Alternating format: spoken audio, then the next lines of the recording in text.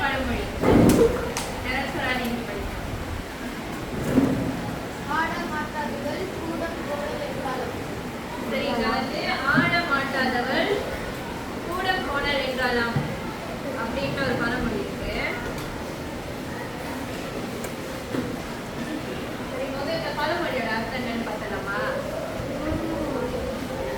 முதல்ல ஆட மாட்டாதவள் அப்படின்னா என்னது யாருக்கு தெரியும்?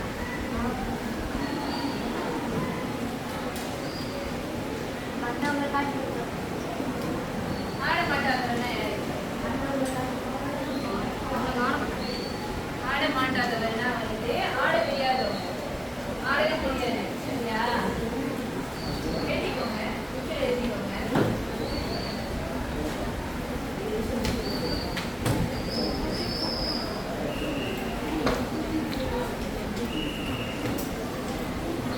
ஏன்னா இந்த காலத்துல இதுல வந்து குறிப்பெடுத்துக்கோங்க.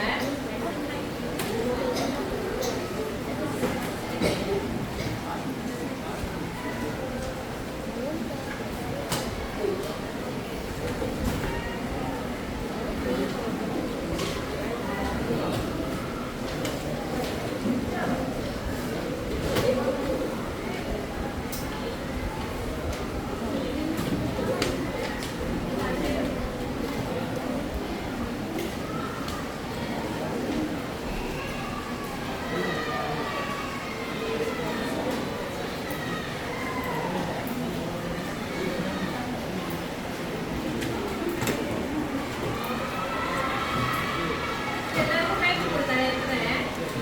ஆட மாட்டாதவள் அப்படின்னா ஆட தெரியாதவங்க. சரியா?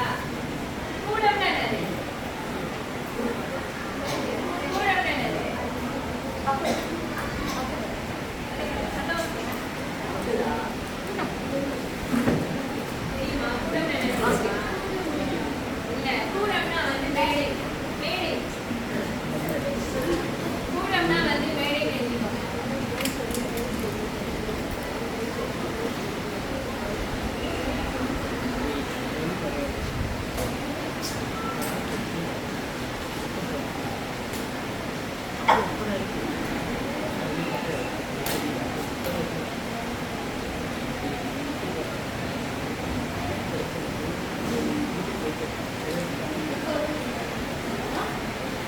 எழுதிக்கிட்டீங்களா? கூடம்னா என்னது? அடுத்து வந்து கோணல். கோணல்னா என்ன அர்த்தம்? சரி, கோணல்.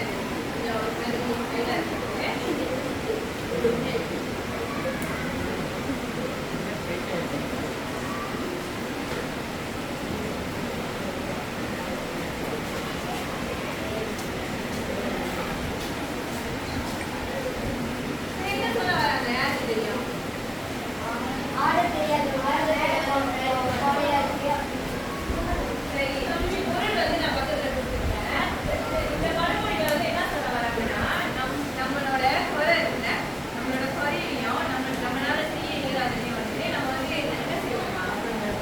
ஏத்துக்க மாட்டோம். நம்ம என்ன பண்ணி போடுவோம்?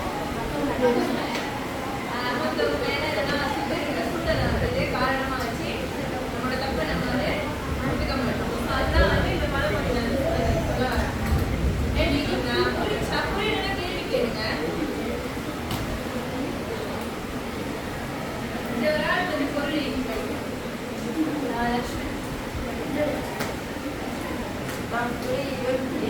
இயலாமையையும் சொன்னது